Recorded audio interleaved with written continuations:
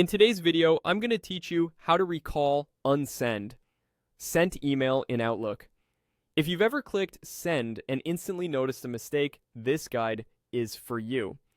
In the Outlook web app, there's a quick undo option that lets you stop an email right after you send it. It's essentially a short delay that gives you a brief window to pull the message back before it leaves your outbox.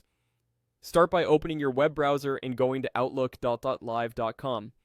Sign in if you're prompted, then make sure you're in the mail experience. From here, click New Mail to open a fresh message window. In the To field, enter your recipient's email address. Take a second to confirm that the address is correct. This is one of the most common places for mistakes. Next, add a clear, concise subject line so your recipient knows what the message is about at a glance. Now compose your email in the message body. If you're sending something important, it's a good idea to scan for tone, spelling, and any attachments you might need. When you're ready, click Send. Right after you send, look toward the bottom of the screen for a small notification banner. You'll see an undo option appear for about 10 seconds. This is your unsend window. If you've changed your mind or spotted something to fix, click Undo before that countdown ends. When you click Undo in time, Outlook stops the sending process and reopens your message as a draft.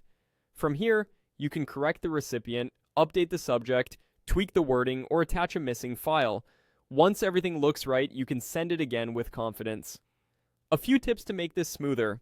Keep your eye on the screen immediately after sending so you don't miss the undo option. If your browser tab is hidden or you navigate away, you might not notice the countdown. Also, remember that this is a short-lived safety net. If the timer runs out, the email is sent and can't be pulled back using this method. In that case, the best approach is usually to follow up with a corrected message. That's all there is to it.